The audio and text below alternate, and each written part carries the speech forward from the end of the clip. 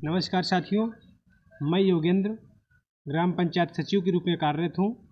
मैं आज आपके बीच हाजिर हूँ। यूपी ट्रिपल सी के अंतर्गत जो विज्ञापन आया था ग्राम पंचायत अधिकारी का, जिनका आवेदन 23 मई से 12 जून के बीच में ऑनलाइन आवेदन आमंत्रित किए गए थे, उसका सिलेबस आयोग ने जारी कर दिया है। इस बार का जो सिलेबस जारी हुआ है वो पिछली बार के सिलेबस से पूरा हट के है, यूँ कहें बिल्कुल बदला हुआ है। इस बार का सिलेबस यूपी ट्रिपल सी ने बहुत बड़ा बदलाव किया है अपने आप में, कि जिस पद के लिए आवेदन मांगे जा रहे हैं उस पद में जो कार्य होते हैं सचिव के रूप में, ग्राम विकास अधिकारी के रूप में या अन्य पदों के रूप में, कई पद के रूप में सचिव काम करता है, उसके तहत जो रिक्वायरमेंट होती है, उसकी जो जानकारी, वो सब सिलेबस में दिया गया है। तो एक एक करके सारी चीज़ हम जानेंगे। आज की पहली कक्षा में मैं केवल सिलेबस आपका क्लियर करूंगा कि सिलेबस कहाँ से लिया गया है, आप कौन से बुक पढ़ सकते हैं, कहाँ से आपको ये विषय, ये चैप्टर मिलेंगे। तो आज पहली कक्षा में मैं हाजिर हूँ सिलेबस लेकर के। सिलेबस का प्रत्येक बिंदु आज हम कवर करेंगे और जो भी आपको कमियाँ होंगी, जो भी आपकी शंकाएँ होंगी, सबका समाधान होगा। क्योंकि मैं इस पद पर कार्यरत हूँ विगत 5 साल से। जैसा कि आप देख पा रहे होंगे, यहाँ पे राम आत्रे जो इस वर्तमान में उप सचिव हैं उत्तर प्रदेश शासन के, उनका एक लेटर आया है कि ग्राम पंचायत अधिकारी पद की जो प्रस्तावित मुख्य परीक्षा होनी है, उसका एक पाठ्यक्रम क्या रहेगा। उस संबंध में आप देख पा रहे होंगे कि उत्तर प्रदेश की समूह ग, यह वैकेंसी हमारी समूह ग के अंतर्गत आती है। तो उसके संबंध में उन्होंने ग्राम पंचायत अधिकारी के रिक्त पदों पर चयन हेतु लिखित परीक्षा जो योजना होनी है, उसका पाठ्यक्रम क्या होगा, यह तय हो गया है। जैसा आप देख पा रहे होंगे, लिखित परीक्षा एक पाली की होगी, जिसमें प्रश्नों की कुल संख्या 100 होगी। प्रश्नों की कुल संख्या कितनी है? 100 होगी। समय अवधि 2 घंटे की होगी। और परीक्षा के प्रश्न वस्तुनिष्ठ बहुविकल्पी जैसे होते आए हैं, एक प्रश्न का। और एक बहुत बड़ा बदलाव किया है, जैसे आप कह सकते हैं कि जो हमारी निगेटिव मार्किंग होना है, निगेटिव मार्किंग इस बार कितनी होनी है? 1/4। ये अभी तक 1/3 की होती रही है, तो 1/4 की निगेटिव मार्किंग होनी है। ये थोड़ा सा बच्चों के लिए राहत भरी खबर है। अगर पाठ्यक्रम को एक नज़र पे देखा जाए, मैं कहूँ एक नज़र पे देखा जाए, तो जो भाग 1 है हमारा, भाग 1 जो आप देख पा रहे होंगे, वो पंचायती राज व्यवस्था का इतिहास था। उसके संबंध में संवैधानिक उपबंध, पंचायती राज व्यवस्था कब लागू हुई, उत्तर प्रदेश में कब आई, इस संबंध में कुल 10 प्रश्नों की संख्या 10 रहेगी और निर्धारित अंक उसने तय कर दिए हैं, 10 रहेंगे। पंचायतों का वर्तमान स्वरूप, जो वर्तमान में समय हम देख पा रहे हैं उत्तर प्रदेश राज्य के परिप्रेक्ष्य में, वर्तमान स्वरूप के संबंध में कुछ प्रश्न आएंगे। प्रश्नों की संख्या इसमें भी 10 रहेगी और कुल अंक 10 रहेंगे। पंचायतों की वित्तीय स्रोत व कार्य योजना, पंचायती राज व्यवस्था के सशक्त करने के उपाय, इनसे 15 क्वेश्चन हो जाएंगे।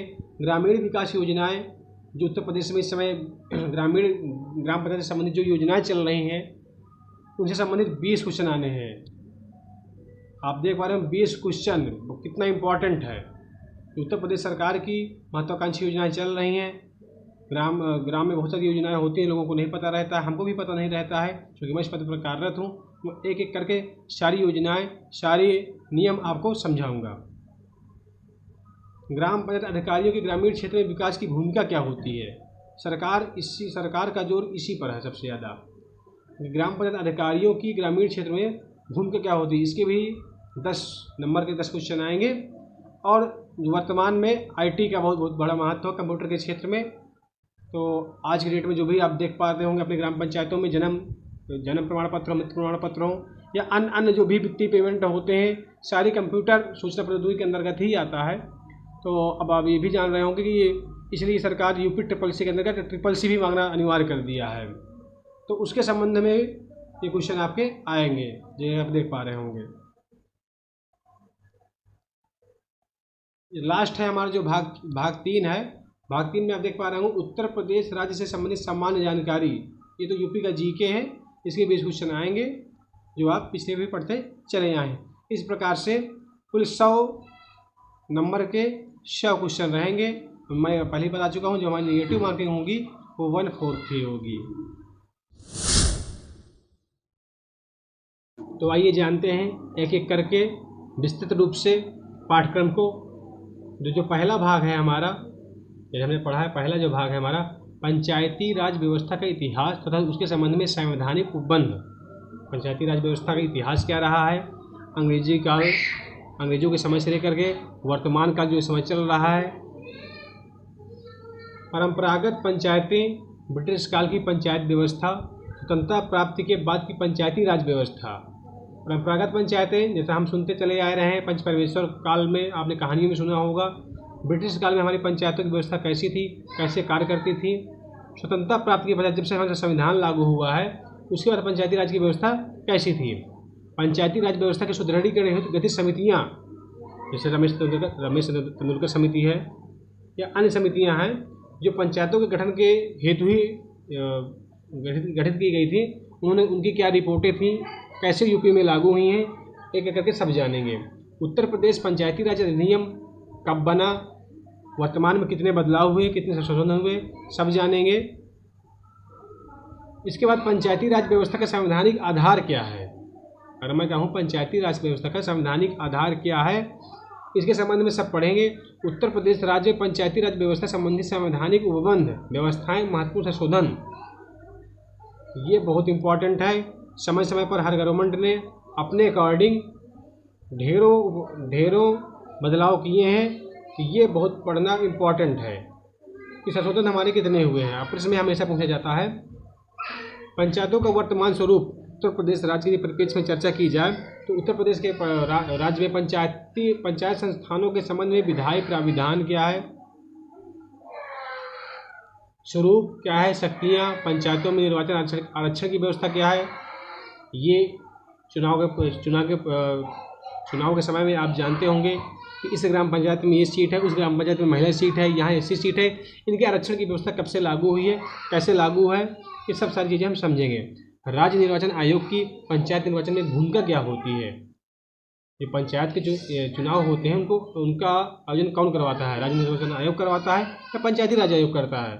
ग्राम पंचायतों का गठन, पंचायतों की समितियाँ, जो ग्राम पंचायत में समितियाँ होती हैं, कितने प्रकार की समितियाँ होती हैं, सब जानेंगे हम। चुनौतियाँ क्या हैं ग्राम पंचायत की, ये भी जानेंगे।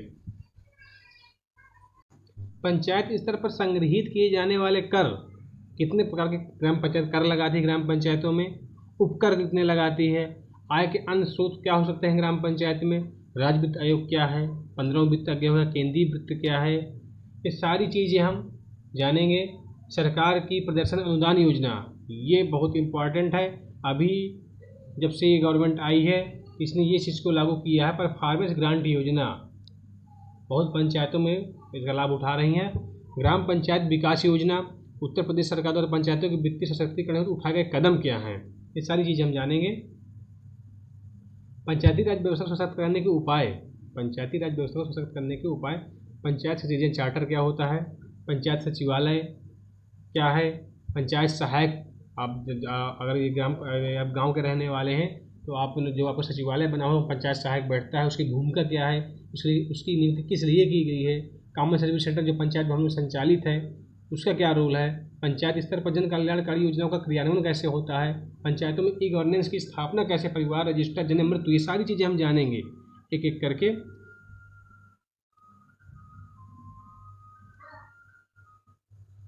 अब बहुत सारे लोगों को राष्ट्रीय ग्राम स्वराज अभियान ना मालूम होगा, ये उत्तर प्रदेश में हमारे चल रहा है। स्वच्छ भारत मिशन तो बहुत लोगों ने कुछ सुना होगा, लेकिन इसके 2 चरण लागू हो चुके उत्तर प्रदेश में अपने, फेज 1 और फेज 2। फेज 2 वर्तमान में चल रहा है।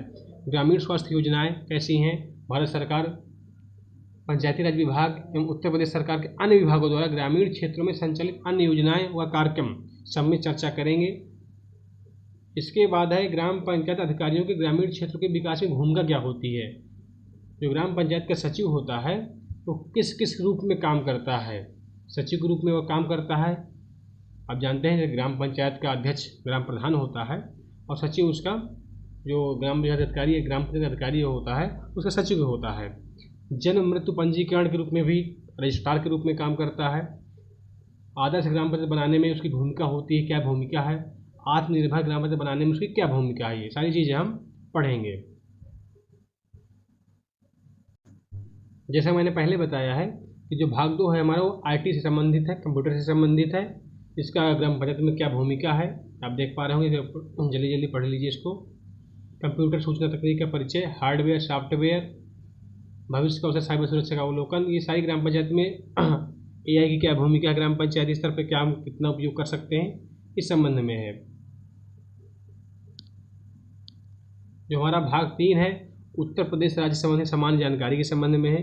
उत्तर प्रदेश का इतिहास, कला, भूगोल, लोक नृत्य, साहित्य, क्षेत्रीय भाषाएं, विरासत, सामाजिक रीति रिवाज, इस संबंध में जितने प्रश्न आप पढ़ते चले आए हैं पहले, वो सारी चीज़ें इसमें हम पढ़ना है। ये टोटल हमारा सिलेबस रहा है। ये सिलेबस आपको PDF में हमारे यूट्यूब पे मिल जाएगा। यूट्यूब पे कमेंट बॉक्स में आप डिस्क्रिप्शन बॉक्स में आप जाएंगे तो ये आपको सिलेबस PDF के रूप में मिल जाएगा। तो मिलते हैं आप नेक्स्ट क्लास पे, अगली कक्षा पे। जो पाठ्यक्रम आज हमने देखा है उस पर एक एक बिंदु पर कौन सी पुस्तक सही रहेगी आप लोगों के लिए, एक एक बिंदुओं पर प्रत्येक पाठ के, या तो चाहे आप डेली क्लास ज्वाइन कर लीजिए, हमारे स्टडी क्लब को ज्वाइन कर लीजिए और डेली इसी कक्षाओं में पढ़ते रहिए, या हम आपको पुस्तक बता देंगे तो पुस्तक को ले लीजिएगा, सहूलियत रहेगी आपको। तो मिलते हैं नए वीडियो में, धन्यवाद।